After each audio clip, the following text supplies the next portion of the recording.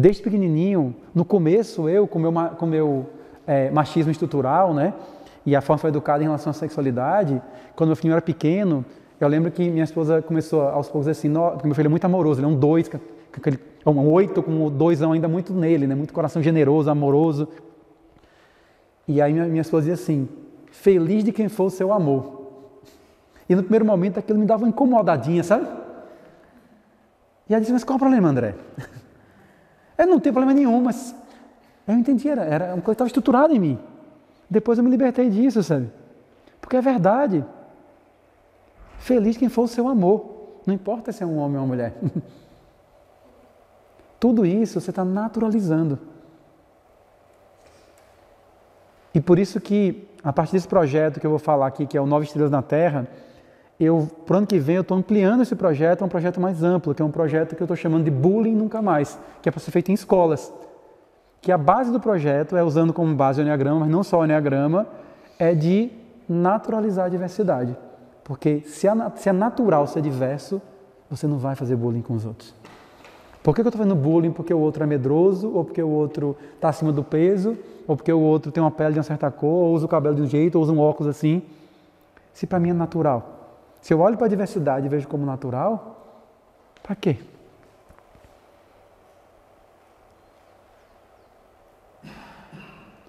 Então esse é o foco.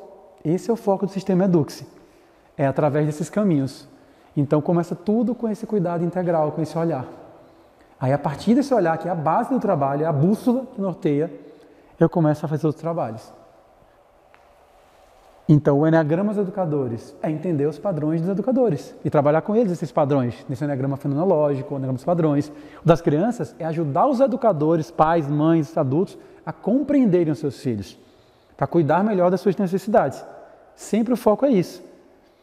O Enneagrama dos educadores das crianças é para poder ajudar a compreender essas crianças e as necessidades delas. O que é o Enneagrama do planejamento educativo?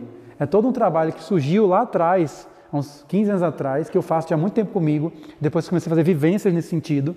E hoje em dia eu tenho feito na forma de mentoria, sempre no final do ano e começo do ano, que é um trabalho que eu chamo de Enneagrama do planejamento pessoal, que é um trabalho que eu faço usando todo o Enneagrama, círculo, triângulo, hexade e os 9 pontos, para você planejar o seu processo de transformação para aquele ano. Entender qual é a essência da necessidade de mudança, quais são os trabalhos que você vai fazer, os cuidados, as metas em cada área da vida, sabe? E aí isso eu ampliei para a educação. Então, no planejamento educativo, eu faço com pais, mães, para você entender o que está acontecendo com seu filho, do ponto de vista do centro físico, do centro emocional, do centro mental, do centro espiritual, e como é que eu cuido do todo que ele é. Então, eu e minha esposa, todo ano, final de ano, a gente faz o nosso planejamento pessoal com o Enneagrama e a gente faz o planejamento educativo dos nossos filhos. E nesse planejamento educativo, eu vou começar a usar, no caso das crianças, o Enneagrama ludoterápico como uma estratégia de cuidado. Por exemplo, percebi que meu filho está precisando aprender a botar para fora a força dele. Aí eu comecei a falar, Pri, a gente podia estimular o Theo a fazer uma arte marcial. Porque a arte marcial vai ajudar ele a trabalhar essa energia 8 dele, que ele está desmedida, está explosivo demais. É o que eu brinco, assim, meu filho, até para cuspir a pasta de dente, ele parece que vai furar a pia. Todo dia eu cheguei lá, ele estava lá indo, cuspindo, aí ele... Eu disse, meu filho, isso aqui é líquido. Você pode sair. Ele, eu estou cuspindo fraco, ó. Eu disse, tá bom, deixa. Não vai furar a pia mesmo, então deixa ele cuspir assim. Mas então é a gente pensar, o Enneagrama terápico, para poder pensar atividades lúdicas, projetos. Do ponto de vista individual, você pode fazer isso com seus filhos e pensar o que é que eu posso estimular para trabalhar essa questão dele aqui hoje. Do ponto de vista terapêutico, num consultório, isso me ajuda a planejar intervenções terapêuticas. Orientar os pais, olha, você poderia botar o seu filho para fazer isso e isso. E quando eu fui entendendo isso, que a questão é entender onde é que eu estou preso e como é que desarma aquilo, até a terapia mudou o que eu faço. Lá atrás eu fazia terapia toda semana, às vezes 2 vezes semana com as crianças. Hoje em dia a maior parte das crianças ou adolescentes que eu atendo quinzenal. E engraçado que quando eu entendi isso, a terapia ficou mais rápida e eficiente, com menos tempo. Por quê? Porque eu entendi que não é overdose de nenhuma terapia que transforma. É a estratégia adequada para aquela necessidade. Por exemplo, se uma criança está precisando trabalhar a força dela e ela vai para uma arte marcial com um educador de arte marcial centrado, equilibrado, bom mesmo, trabalha a essência do que é uma arte marcial, ele vai trabalhar isso muito melhor do que se ele for para um consultório de psicologia e ficar sentado conversando. Entende? Então o que é que eu faço? Para mim é preferível que ele faça terapia quinzenal e faça uma boa arte marcial. Então eu crio um pacote terapêutico, integrando coisas. Aí quando você junta tudo, é isso que transforma. Não é uma coisa só. Isso vale para a gente também, né? E para cada pessoa é diferente. E em cada momento é diferente. Eu já tive momentos na minha vida em que eu meditava todo dia, 2 vezes por dia. Mas eu acordava 1 hora de prática de manhã, toda vez. E acabava a prática, eu estava ótimo. Dava 10 da manhã, eu estava impaciente e irritado. Por quê? Porque eu estava dormindo pouco, acordando cedo para seguir uma disciplina de meditação. Eu entendi que eu era uma pessoa muito corporal. Aos poucos comecei a voltar a praticar atividade. Eu sempre pratiquei muita atividade corporal. Comecei a fazer corrida natural, praticar calistenia, voltei a praticar artes marciais. E correndo eu descobri que eu ficava mais em paz do que meditando. Então eu comecei a fazer o quê? Agora nessa fase eu preciso mais correr do que meditação silenciosa. Quando eu sinto que eu estou muito para fora, agora mais meditação silenciosa. Não tem uma regra que você tem que meditar 20 minutos todo dia, sabe? Como se a meditação fosse a coisa que fosse deixar mais presente na vida. Não é. Se o que o seu corpo precisa é gastar energia, não é ficar parado que vai te fazer ficar presente. Então é entender a necessidade. E quando você entende isso, você quebra esse protocolo de regra que tem que ser assim assado. E aí você entende, o foco é a necessidade e não seguir protocolos. Às vezes a gente precisa ter protocolos para poder implementar alguma coisa, por um tempo. Mas a tendência aos poucos é dizer, não, o que eu preciso hoje? Hoje eu preciso acordar cedo e meditar, ou eu preciso dormir até mais tarde? Aí a vida vai ficando mais leve. Ok? Então, agora, eu ainda tenho o tempo que eu tinha, mesmo com os atrasos ou não? Só para saber. Que eu tinha 1h30, eu fui 1 hora aqui, eu estou contando que eu tenho mais 30 minutos. Posso? Tá. Mas eu estava falando, né, quando o Verô falou, André, vou ter que botar a plaquinha, não se preocupe, que eu sou autopreservação. Eu tenho uma medida interna de tempo aqui. Então agora eu queria, eu não sei se... o violão, pronto. Eu queria fazer o seguinte, eu queria, antes de falar do projeto e falar da coleção, assim, mostrar, eu quero fazer com vocês uma experiência, que é a experiência que eu faço com esse projeto, na escola dos meus filhos, que eu estou fazendo agora, tá? Vocês vão viver a experiência igual eu faço lá na escola com as crianças, tá?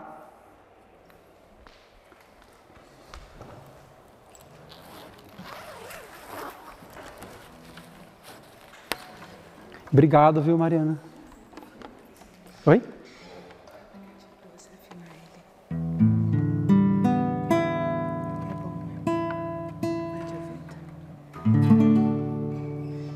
Então, mais ou menos, não precisa estar perfeitão, que é uma coisa mais simples. E a gente vai fazer isso focado no ponto 6 do Enneagrama, tá?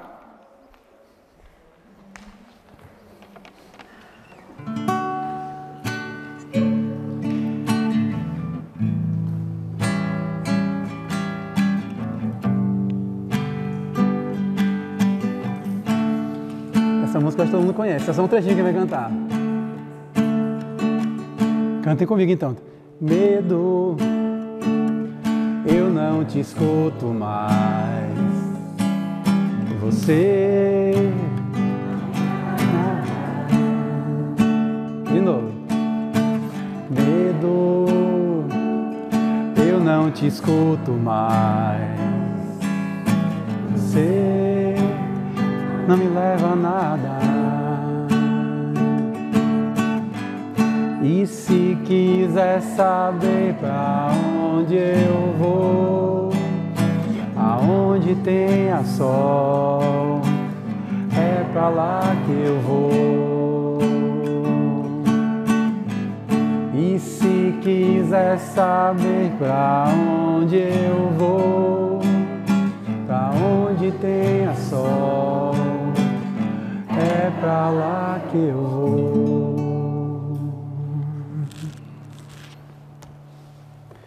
Lia, Leia e a bruxa Medeia.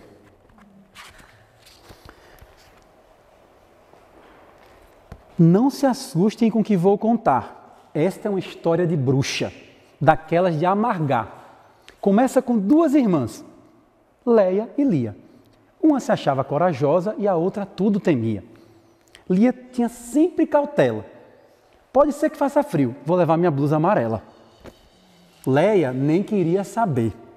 Vou sair só de blusinha. Se o frio vier, ele vai ver. O comportamento de uma parecia para a outra um absurdo. Porque Lia não enfrenta nada. Porque Leia tem que enfrentar tudo.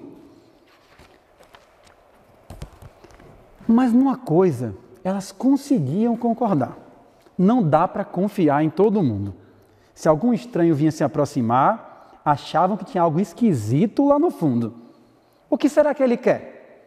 E se ele me fizer mal? Lia rápido se escondia e Leia atirava pedras e paus. Para elas, tudo tinha uma segunda intenção. Como as coisas podiam dar errado, elas se preveniam então. Aqui o carteiro chegando, né? Certo dia, seus pais decidiram viajar. Nós vamos para outra cidade participar de uma assembleia e vocês vão ter de dormir uma noite na casa de sua tia Medeia. Não, gritou Lia sem pensar. Vocês não podem me deixar. E se algo acontecer, quem é que vai me proteger? Que bobagem, Lia, disse Leia. Pode deixar, que eu vou ficar junto com você, que vem a tia Medeia. Se ela for ruim, eu vou brigar. Nada disso, mocinha, falou sua mãe. Tia Medeia é doentinha, quero que você seja boazinha. Lia chorou de ter de ir para a casa da tia. Leia reclamou por ter de obedecer.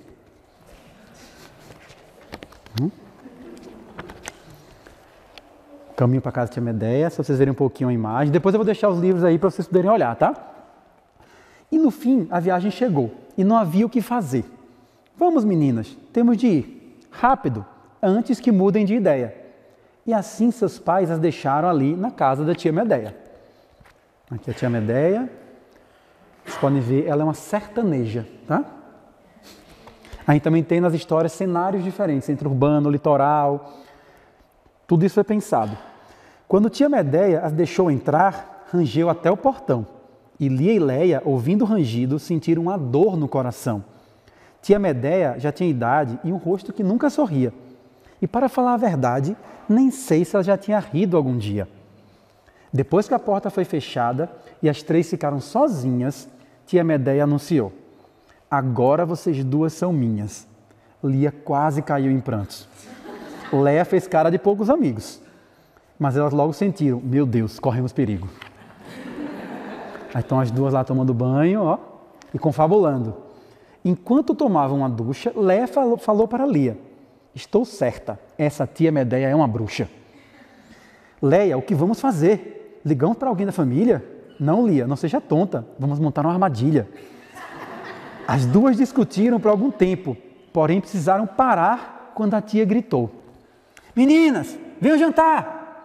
Lia chorando reclamou, ai, ela vai nos devorar. Agora não havia jeito, era o momento de enfrentar a fera. Lia andava quase tremendo e Leia levou uma pedra.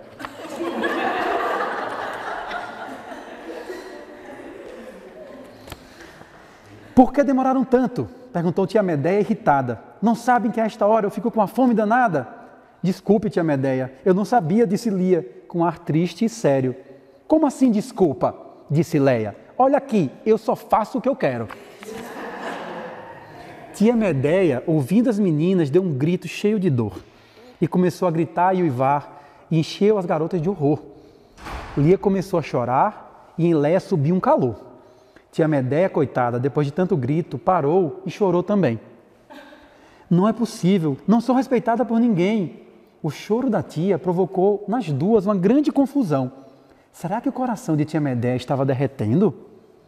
Elas se arrependeram de ter desconfiado da pobre velhinha. E em meio ao medo ficaram com muita peninha. Então algo aconteceu. No olhar das meninas, um sentimento forte e brilhante acendeu-se como uma lamparina. Foi um momento mágico e especial, porque de repente tudo ganhou um brilho celestial. Tia Medeia parou de chorar, impressionada com tantas cores, e de repente até se esqueceu de sofrer por suas dores. Lia e Leia deram-se as mãos e sentiram muito amor. Quando enfim só amor sentiram, todo o medo se acabou.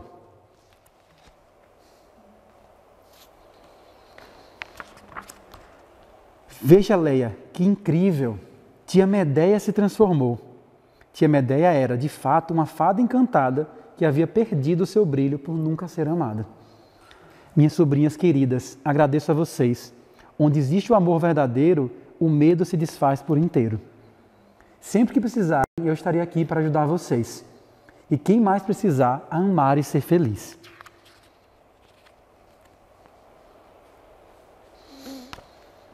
A partir desse dia, estar com a tia foi brincadeira toda hora.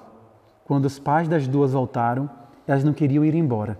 E depois disso, será que Lia e Leia não sentiram mais medo? Sim, mas agora sabiam um belíssimo segredo. Quando vier a angústia, esquente o peito. Quando tiver medo, espalhe seu carinho. Quando tiver dúvida, pergunte ao coração. E quando vir uma bruxa, tenha compaixão. Pois quem foge fica sozinho, quem briga fica ferido, e quem ama ganha um amigo.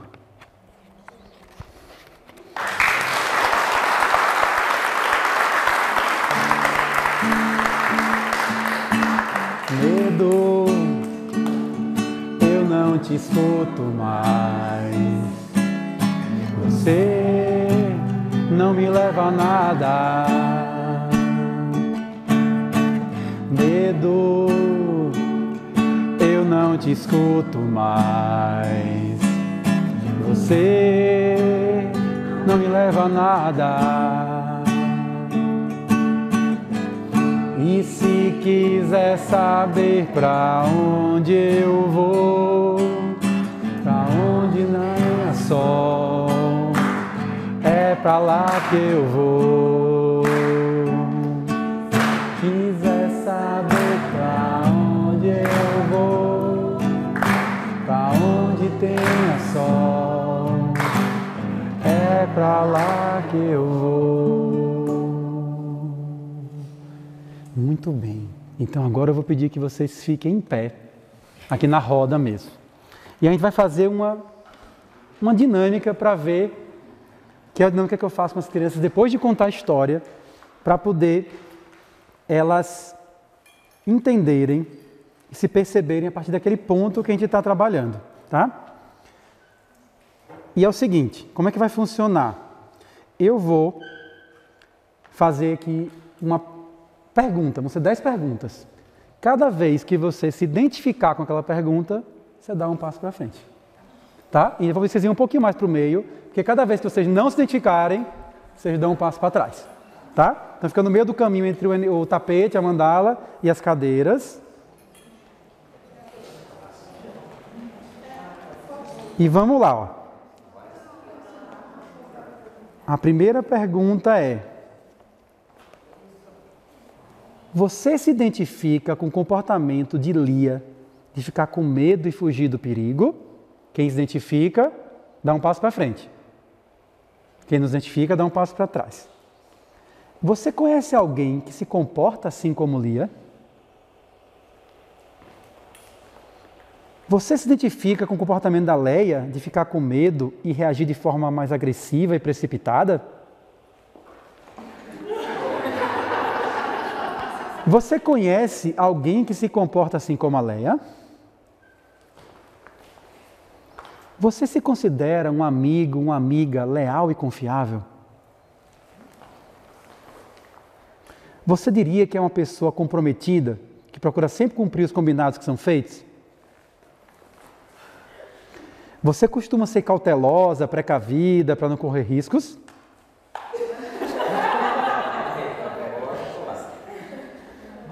Você se considera uma pessoa desconfiada? Você costuma ficar paralisada por dúvidas, precisando da opinião do outro ou de apoio para decidir escolher?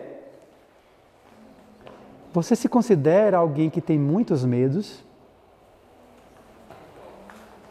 Isso. Congela um pouco aí. Percebe a sensação que você está sentindo.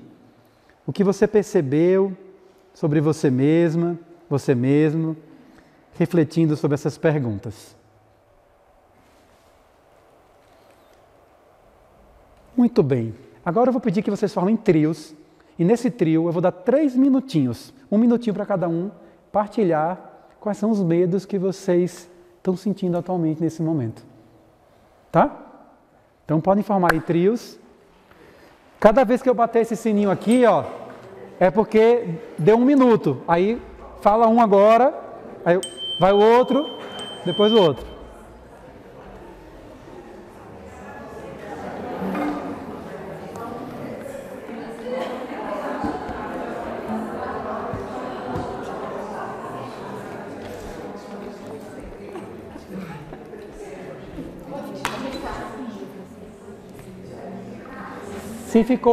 Se não completou, pode ficar em dupla, não tem problema.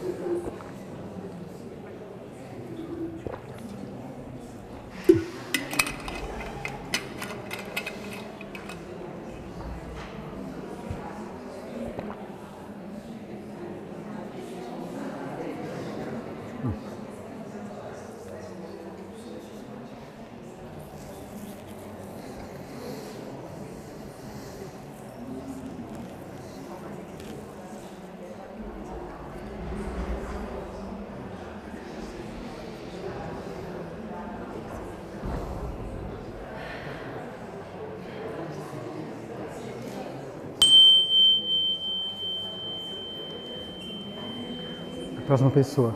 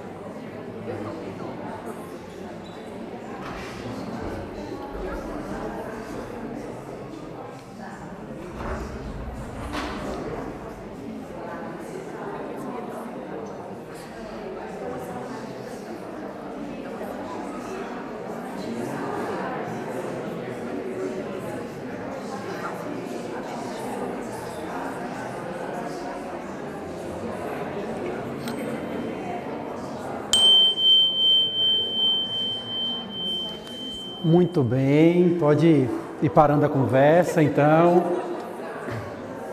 E vocês podem agora ficar aí no círculo em pé, que a gente vai fazer a última atividade aqui agora, antes de eu explicar aqui o projeto um pouco. E aí a gente vai fazer uma brincadeira, que eu acredito que muitas pessoas, se não todo mundo conhece, só que a gente vai fazer da versão tradicional e de uma versão modificada. Vocês já brincaram de detetive? Já. Aquele que pisca o olho? Tá? Tem um assassino, o detetive e o resto é vítima, né? Quando o assassino piscar o olho, a pessoa sai da roda porque morreu. E quem for o detetive vai ter que estar tentando adivinhar quem que é o assassino, tá bom? Da primeira versão vai ser essa versão tradicional, pra gente aquecer. A gente vai brincar de detetive, aquela brincadeira que um é o detetive, outro é o assassino e os outros são a vítima. Como é que o assassino mata as vítimas? Piscando o olho. Enquanto ele faz isso discretamente, o detetive tem que descobrir quem é o assassino. Depois a gente vai fazer a versão adaptada para trabalhar o estímulo aqui do projeto. Então, é o seguinte, fechem os olhos, todo mundo, porque eu vou tocar na cabeça. E o primeiro que eu tocar vai ser o assassino, o segundo o detetive. Então, quem tocou a cabeça já vai saber que é, tá? Agora tem que estar todo mundo de olhos fechados. Eu vou avisar. O primeiro vai ser o assassino, depois o detetive. Mas eu vou falar, olha, já escolhi o assassino, já escolhi o detetive, tá? Todo mundo de olhos fechados? Pisca bem que eu tô sem óculos, hein?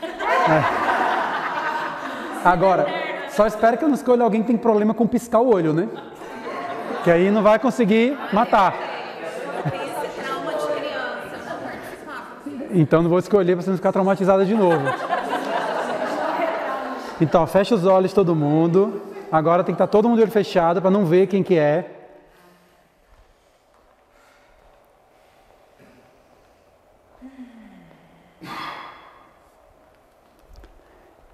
Já escolhi o assassino.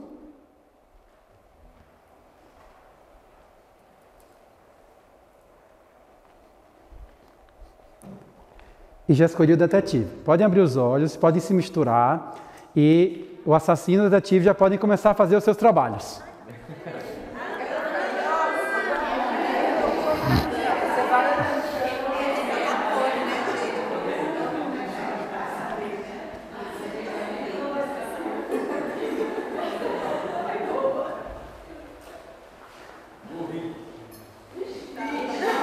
Isso. E quem for assassinado diz, morri e sai.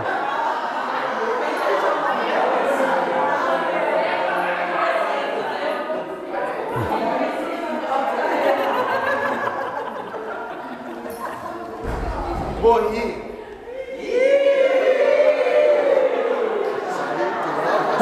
Essa ainda. Você morreu no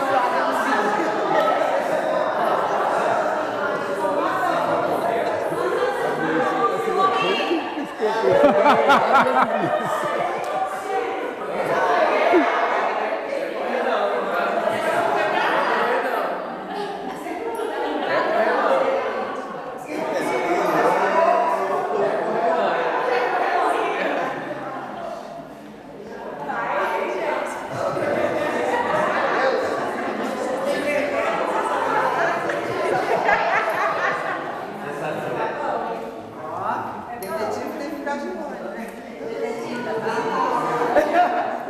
Isso, gente. Não deu pra não dar vítima, não, gente. Eu passei.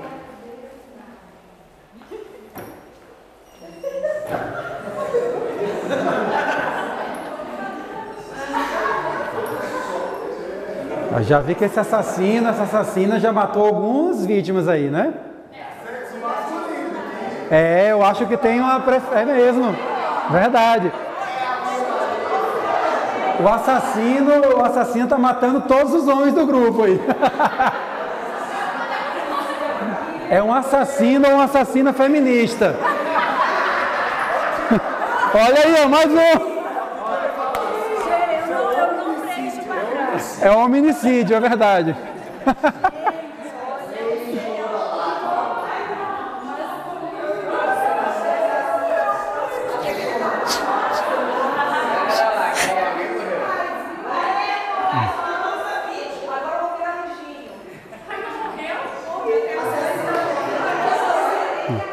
Eu vou dar mais alguns segundos, a gente fecha independente de adivinhar, tá? Só para vocês experimentarem a sensação, por causa do tempo. Ficar esperto na hora de saber quem é o assassino, porque aí é complicado. Quando eu tocar o sininho, a gente para, e aí se o detetive quiser, ele pode tentar adivinhar.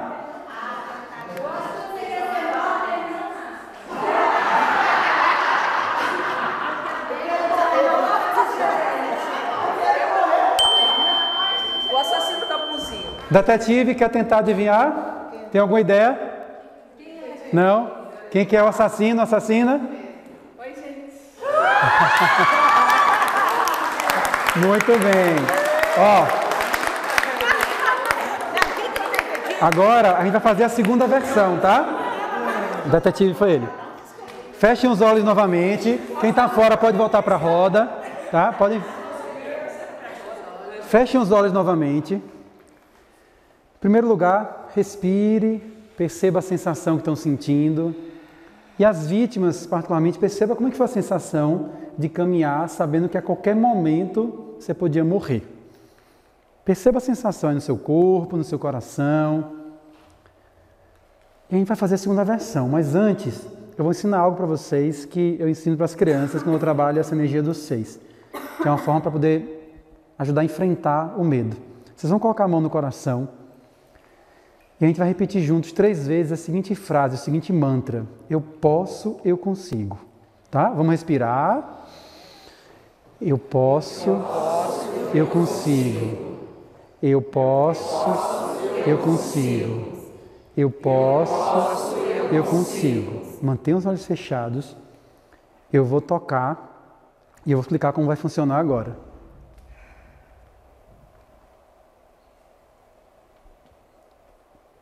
Já escolhi o assassino.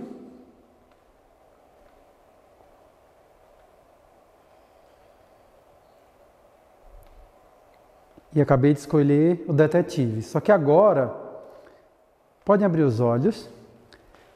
Todas as vítimas vão caminhar e andar como se fossem detetives. Só que só tem um detetive. Mas vocês vão caminhar como se fossem detetive e estivessem procurando o assassino. Tá? Mas vocês não podem fazer o papel do detetive, só vão caminhar como se fossem. Pode falar. Isso. Então podem caminhar, o assassino, a assassina pode começar a atuar, o detetive também vai tentar adivinhar e as vítimas caminham como se fossem detetives, olhando como se fossem detetives.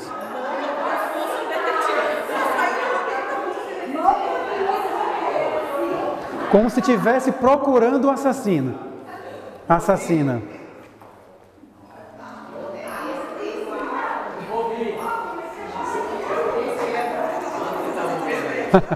Esse é com metralhadora. Será que é um assassino 3 eficiente?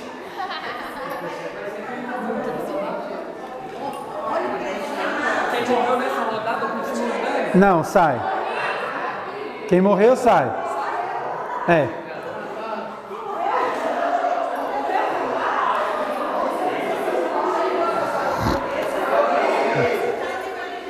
Ó, matou 2 de vez, viu? Um com cada olho.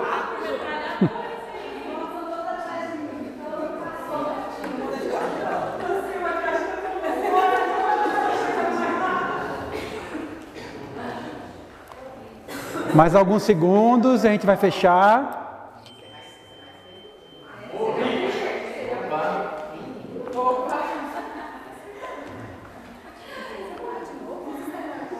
O detetive, a detetive já vai se preparando para tentar adivinhar.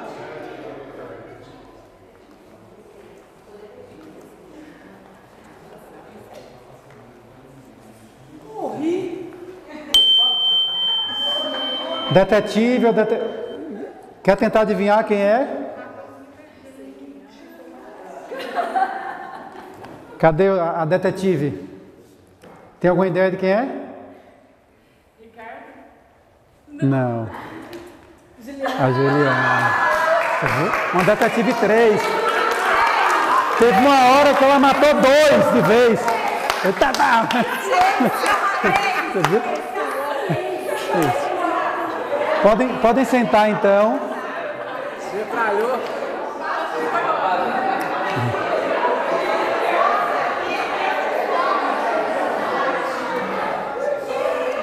É.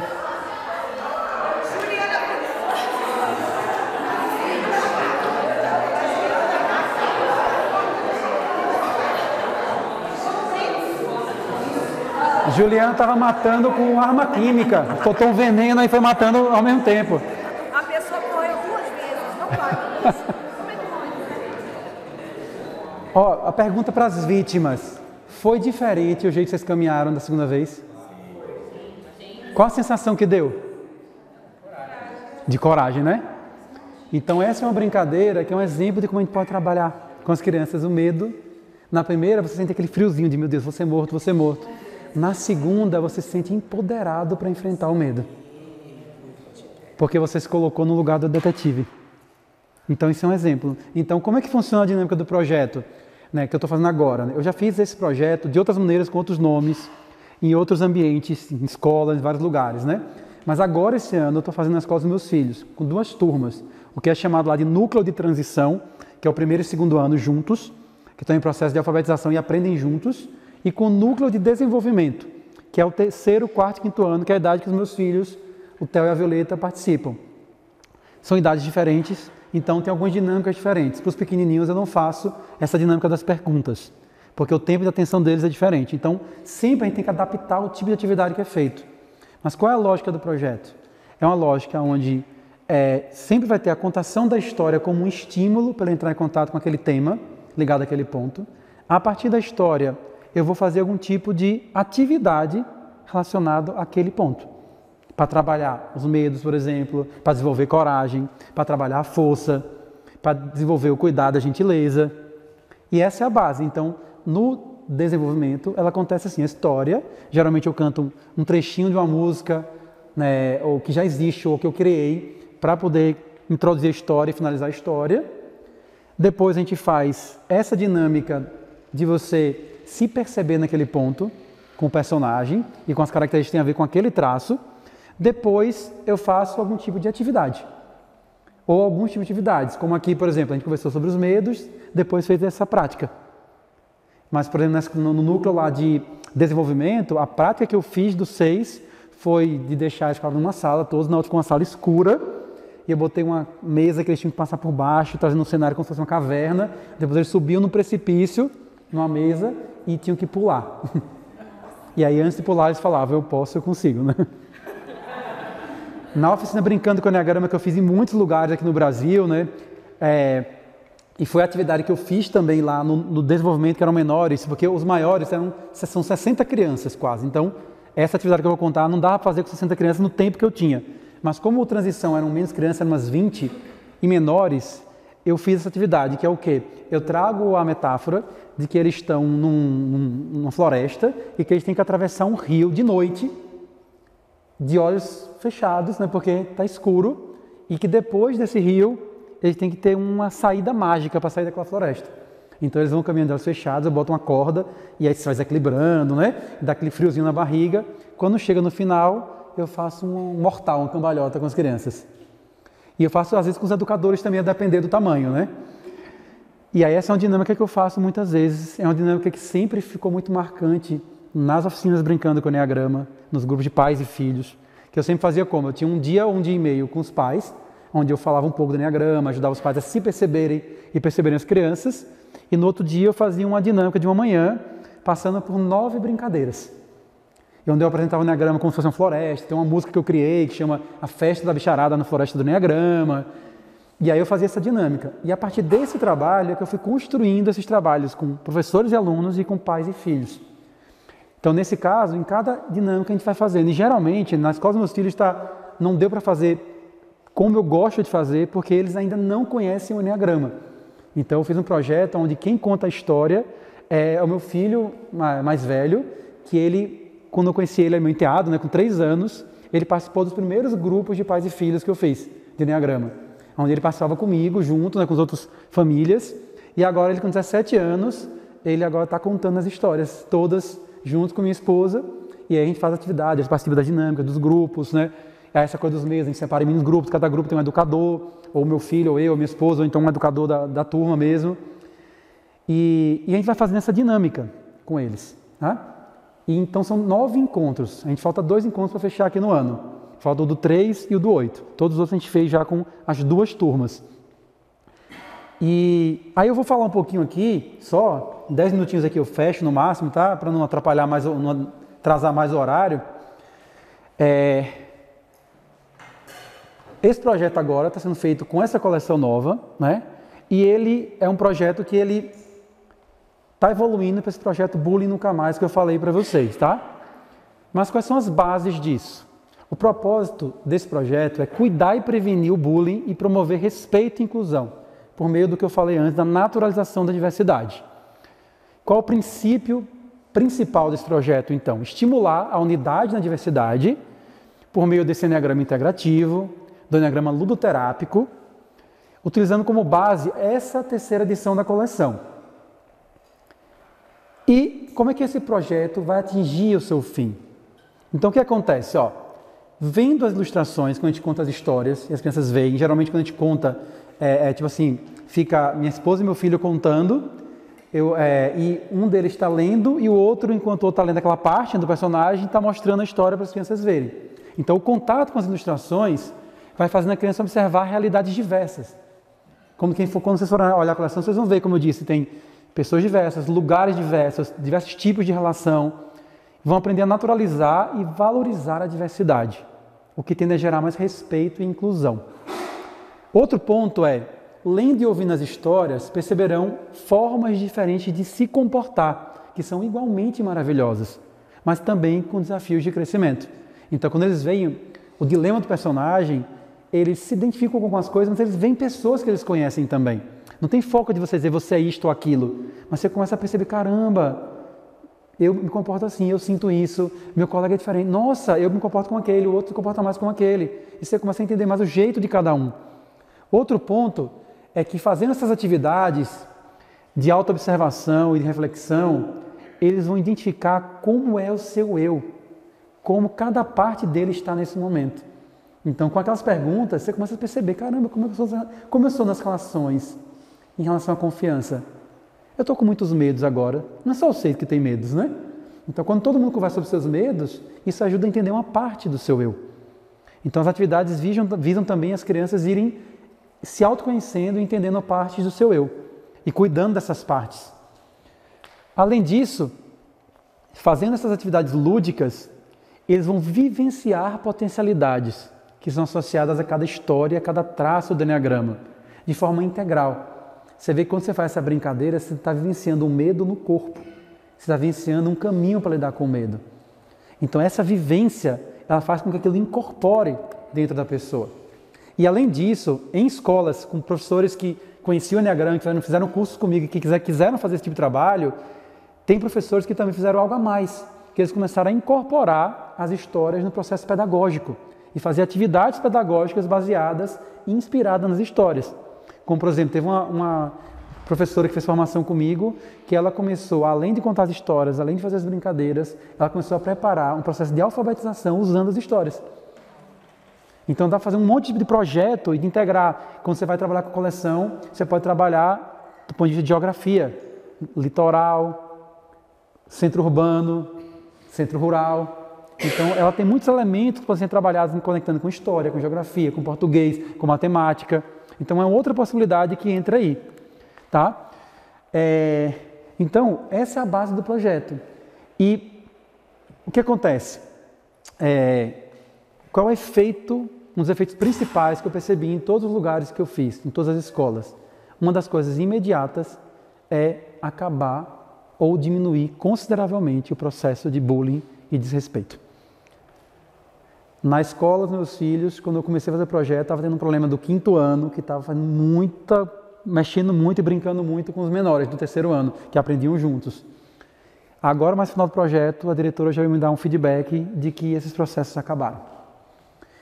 Teve uma escola pública que eu fiz e que é a mesma coisa. Lá era pesado, tinha bullying pesado. No final do projeto, a professora disse, aquela criança fazia bullying com aquela, agora eles são amigos.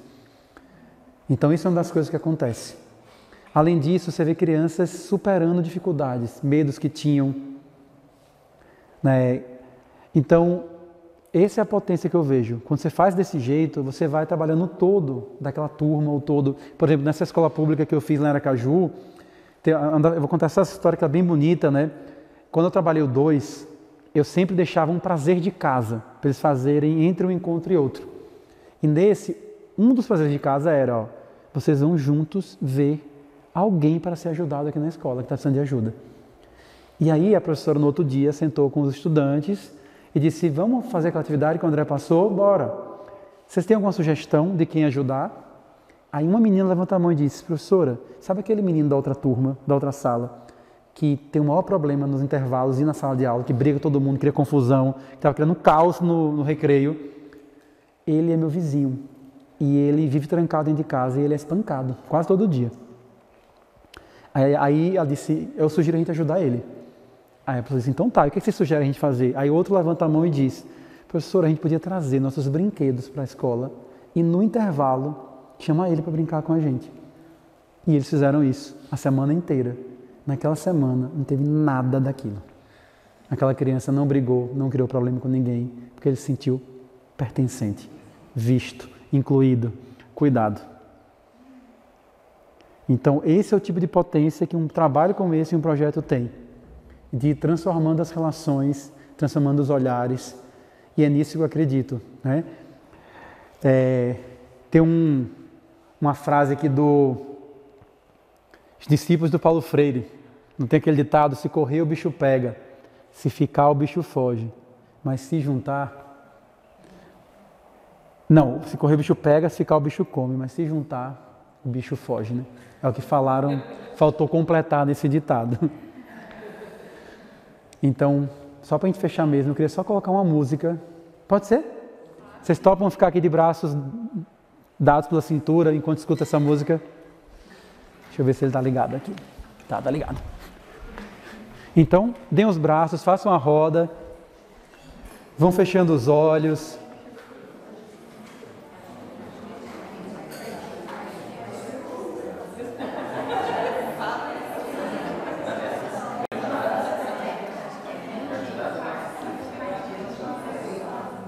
Vão fechando os olhos.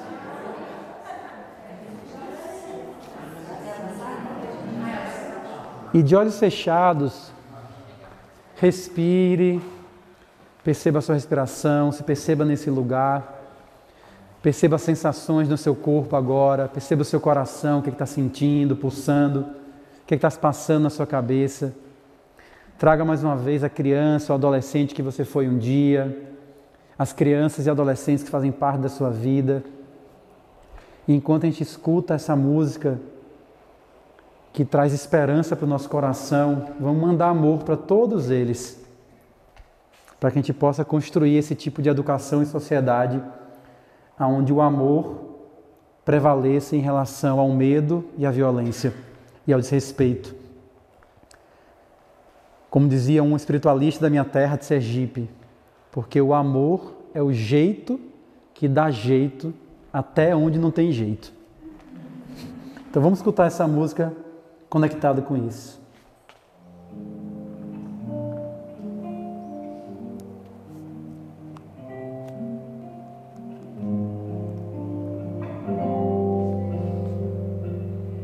Esperança é uma criança que começa a festejar. Chega a noite, traz a luz e faz sonhar, realizar.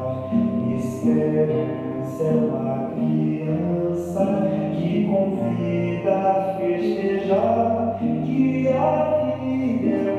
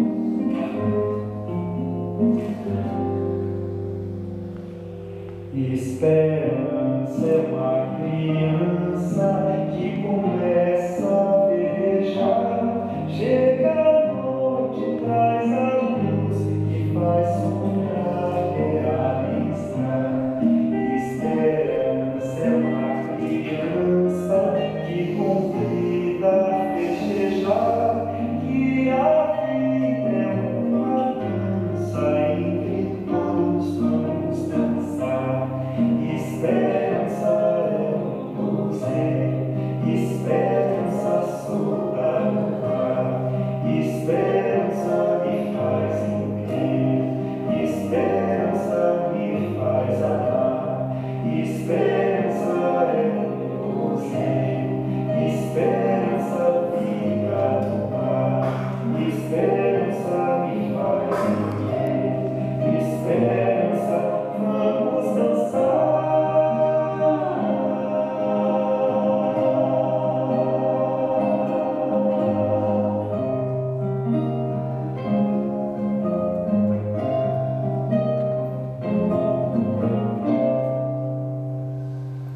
Inspire, expire. Consciente de como você está, vai abrindo os olhos, olha para cada um que está nessa roda, reconhece quem esteve com você vivendo essa experiência. E pode ir soltando os braços. Muito obrigado a todos e todas pela disponibilidade.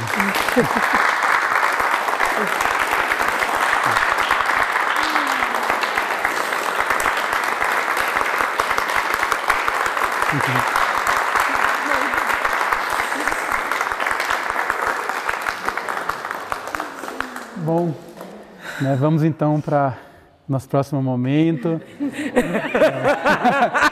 Eu acho que precisa de uns minutinhos, né, para se organizar. Gente, eu vou deixar a coleção numa mesinha ali e o livro também. Os livros, eu trouxe vários livros do Educando Crianças com Enneagrama, então quem quiser já tem como sair daqui direto com o livro. A coleção era para ter chegado, mas a gráfica teve um problema. Mas eu combinei com a gráfica, que a gráfica vai mandar diretamente para quem comprar. Pelo mesmo valor que eu vou vender aqui, que é mais barato do que comprar depois, tá? Estou vendendo com desconto.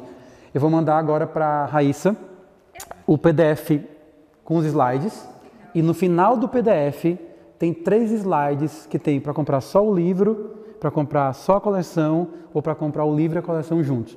O valor à vista no Pix e o valor parcelado, ali já tem um link também para poder pagar parcelado. Então, quem tiver interesse, compra. Tá? E manda para mim o comprovante, o nome pelo WhatsApp. A Raíssa pode mandar já. Pronto, pode mandar para a Raíssa que ela vai organizando e mandando então. Tá bom? Muito obrigado mais uma vez.